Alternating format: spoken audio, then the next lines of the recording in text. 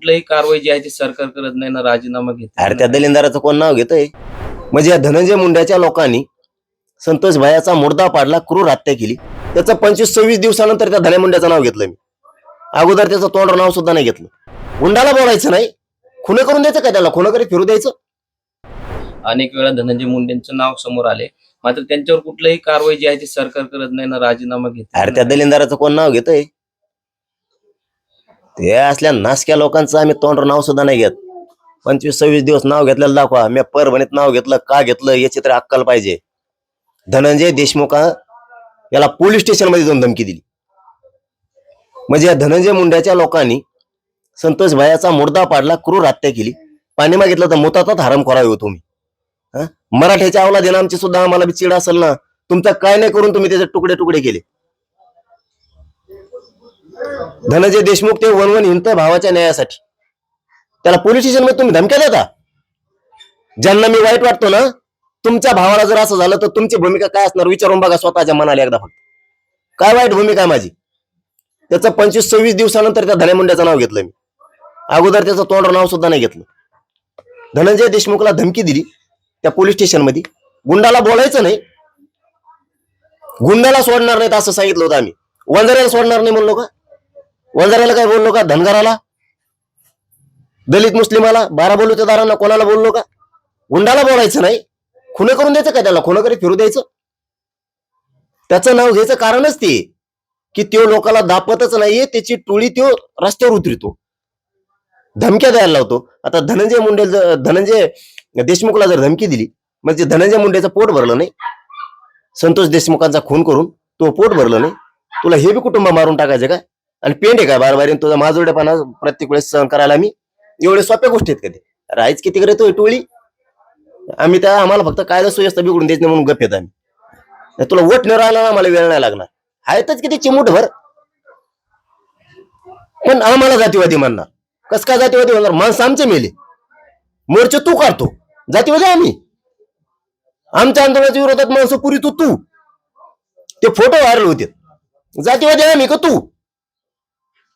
जातीवादी कोण? तुम्ही मला जातीवादी कसं काय ठरवू शकता?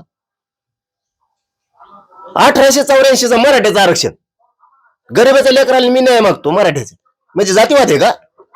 संतोष भाई देशमुखांचा खून झाला, त्या संतोष भाईंना मी न्याय मागतो, जातीवादी आहे का मी न्याय मागतो? म्हणजे कुठली पद्धती? कोणता जातीवाद केला?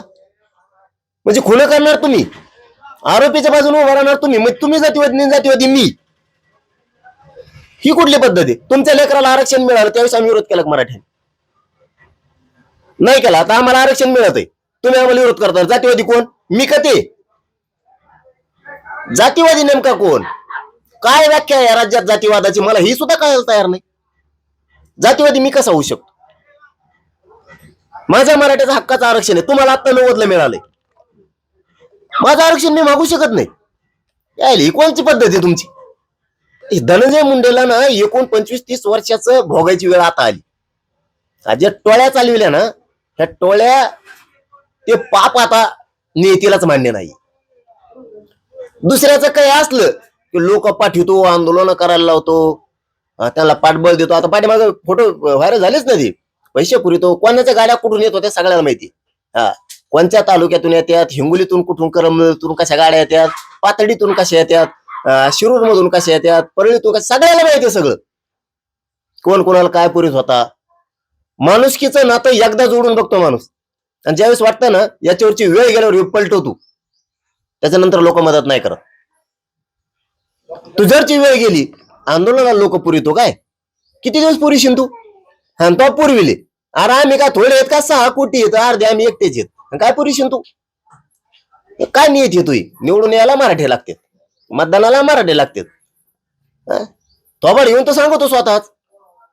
मी अडचणीच्या काळात होतो तेव्हा मला मराठ्यांनी सांभाळलेलं, वंजाऱ्यांनी सांभाळलेलं नाही. तो शब्द आहेत. उलटाला झाले मोकळे, पोट भरलं ना.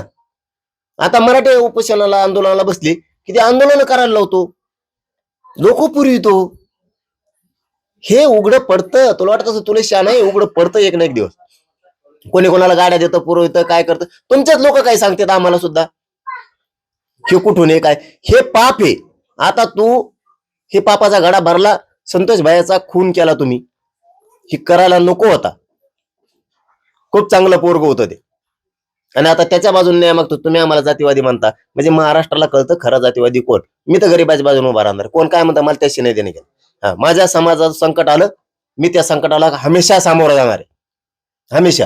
आणि संतोष देशमुखांचा जे खुनातले आरोपीत एकही सुटता कामा नये. एक जर सुटला मग मात्र मुख्यमंत्री साहेब, तुम्ही ज्या तुमच्या शब्दावर मराठा शांत आहे, तो शांत राहणार नाही.